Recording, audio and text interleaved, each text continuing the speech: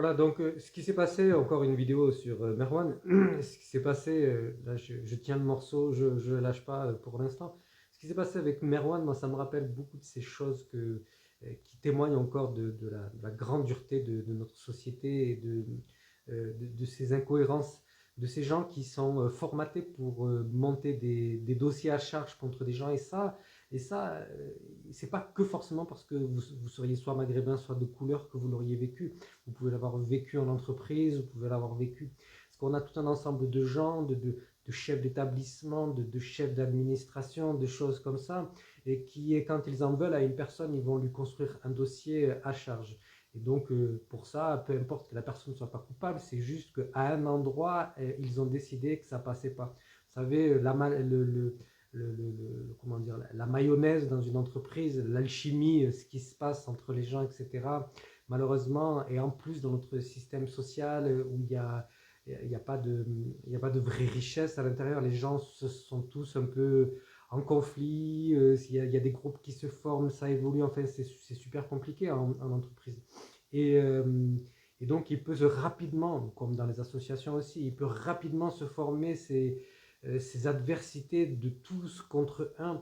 Et à ce moment-là, on va tous trouver, alors on va trouver surtout, et quand ça vient de la part des chefs, des chefs de service, des chefs de cabinet, de je ne sais quoi, qui vont construire un dossier à charge contre une personne et qui vont aller chercher des choses qui ne reflètent pas, bien évidemment, la personne. Moi, ce qui s'est passé avec Merwan, ça me rappelle exactement ça, des têtes rigides, des gens qui vont chercher à accuser et qui ne vont pas chercher du tout à donner quelque chose de contextualisé, à prendre la personne dans son ensemble, mais qui vont juste chercher à répondre à cette rigidité, à répondre, je veux dire, avec rigidité à cette image qu'ils veulent construire. Dans le cas de Merwan, je ne me rappelle pas de son nom de famille, donc je vais pas prononcer son nom de famille pour peur de faire une bêtise. Mais voilà, c'est exactement ce qui s'est passé avec lui. Alors en plus, effectivement, quand ça concerne les Arabes, il y a en plus cet effet, que ce soit en entreprise, que ce soit dans les établissements publics, scolaires, etc., cet effet des gens quand ils travaillent, etc., ou même ça peut se passer beaucoup pour des élèves, hein.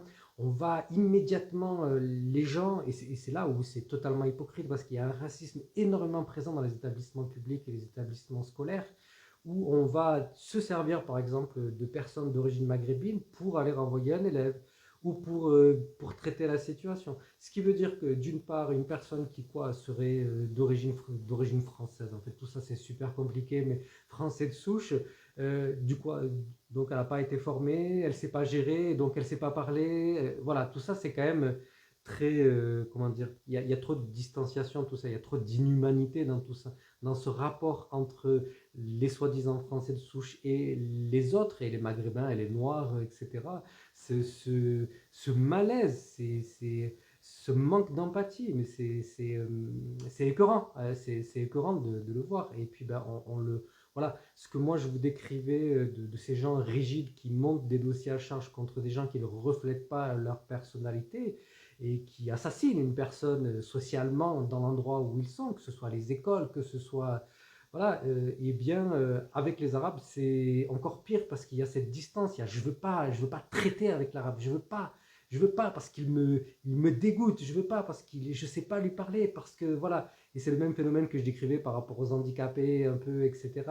Et on voit que finalement, ce sont ces gens-là qui font ça, qui sont totalement handicapés. Et dont des fois, dans les humoristes maghrébins, se moquent des gens en reproduisant ce qu'ils disent, le comportement des Blancs. Bon, pour moi, c'est tous des Blancs entre eux, mais voilà, en tout cas, les Maghrébins disent, voilà, c'est le comportement des Blancs quand ils disent, voilà, qu'ils sont rigides, etc. Et se moquent d'eux sur ces questions-là, mais parce que, ben, en fait, effectivement, on a ces rigidités et cette dureté, finalement, donc, leur incapacité à s'adresser aux personnes d'origine étrangère ou d'origine arabe, ou des dom-toms, ou peu importe, etc., va les amener à surréagir, va les amener à formuler des exclusions, à monter des scénarios sur des gens. Et ça, les personnes d'origine maghrébine, personnes de couleur, les dom-toms, etc., le vivent quotidiennement. Alors, il y en a plein qui, comment dire, qui font avec ça. Ben, ils ont appris à vivre avec ça. Moi, quand j'entends beaucoup de gens des dom-toms parler, pour eux, au contraire, ils se culpabilisent eux-mêmes, disent non, non, mais c'est notre faute, il faut absolument faire tout, etc. Et c'est ça qui est quand même terrible, c'est de devoir tellement se comprimer à l'intérieur pour exister parce que les autres ne savent pas, parce que les autres ne font pas l'effort, et puis parce que les autres ont pris l'habitude de se défouler comme des punching balls sur les personnes de couleur, d'origine maghrébine, etc. Et donc tout ça, c'est vraiment c'est scandaleux, c'est scandaleux. Et moi, bah, comme je l'ai dit dans la dernière vidéo, moi je dénonce et ça m'embête de dénoncer en fait parce que euh, moi, c'est parce que c'est très polarisé sur ce genre. Il y a tellement de racisme omniprésent que je vois dans les commentaires sur Facebook que. Alors, en plus, moi, je lis les commentaires de différents pays, les États-Unis, le Canada. Il faut voir ce qu'on lit, il faut voir. Et puis, ben, la France, c'est pas mieux. Loin de là, franchement, pas mieux. Et commence à être vraiment dans le top. Et du coup, ben, moi, ça me met en alerte, moi aussi. Finalement, ça concentre mon attention, alors qu'en réalité, moi, je suis quelqu'un qui... Et c'est ça que finalement veut la bourgeoisie, c'est qu'il focalise les gens sur les animosités entre eux, avec le favoritisme qui est fait sur une classe dominante, ou en tout cas un groupe dominant dit le groupe blanc sur les autres, et qui encourage les comportements abusifs de ce groupe dominant sur les minorités. Et donc, au final, ça crée de la tension entre chaque personne. Et donc, au final, eh bien, on a toujours un conflit social, alors que c'est pas là qu'il faut regarder, c'est le fait qu'on a une société très inégalitaire, qu'on a une civilisation qui sème la guerre partout sur la planète et qu'il faut absolument arrêter ça.